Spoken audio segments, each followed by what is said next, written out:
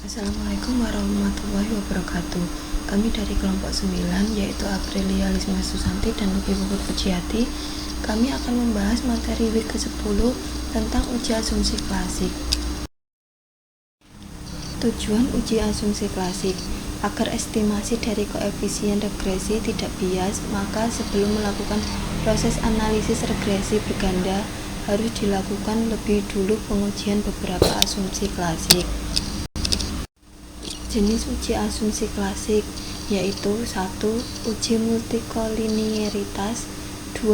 Uji heteroskedastisitas, 3. Uji normalitas, 4. Uji autokorelasi, 5. Uji linearitas. 1. Uji multikoliniaritas. Tujuan melihat apakah antar variabel bebas ada korelasi. Beberapa teknik mengenali multikoliniaritas. A. Variabel bebas secara bersama-sama atau uji F pengaruhnya signifikan, tapi ternyata setiap variabel bebasnya secara parsial atau uji T pengaruhnya tidak signifikan. B.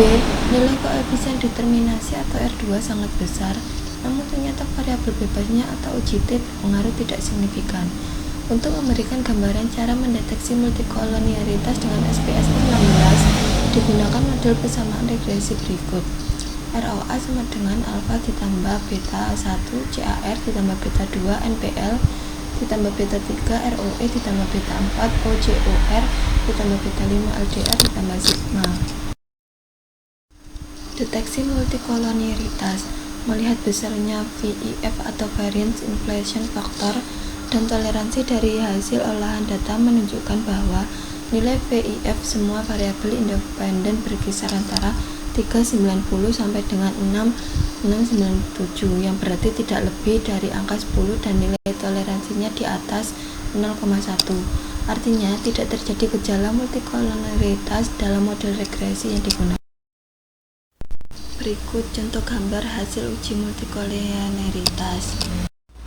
Jika tujuan analisis regresi adalah prediksi atau peramalan, maka multikoliniaritas bukanlah masalah serius, karena semakin tinggi nilai R2, maka semakin baik kemampuan model tersebut dalam melakukan prediksi. Akan tetapi jika tujuan analisis regresi tidak hanya sekedar prediksi, tetapi juga estimasi terhadap parameter, maka multikoliniaritas menjadi masalah serius karena akan menghasilkan standar error yang besar sehingga estimasi parameter menjadi tidak akurat lagi.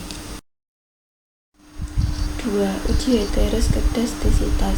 Tujuan uji heteroskedastisitas menunjukkan nilai varian dari pengamatan del dengan yang diharapkan atau Y kurangi Y aksen antar nilai Y tidaklah sama atau heterogen.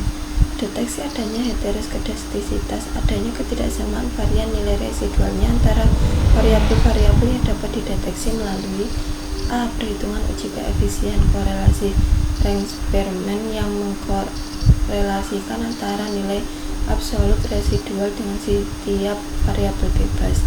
B. Grafik atau scatter plot.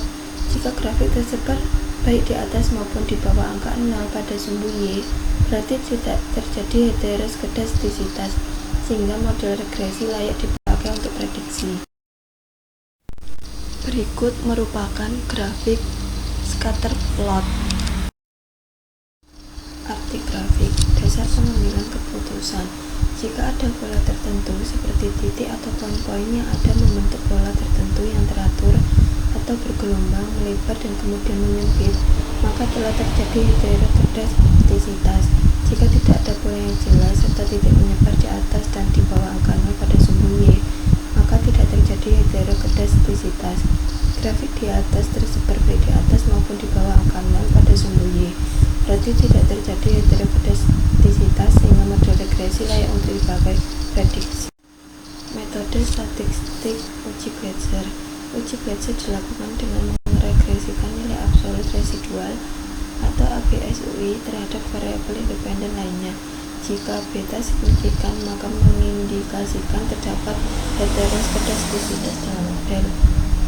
Hasil tampilan luaran SPSS dengan jelas menunjukkan variabel CAR, NPL, ROE, OCOR, dan LDR memiliki nilai signifikansi 0,829, 0,681, 0,392, 0,422, dan 0,478 yang kesemuanya di atas 0,01.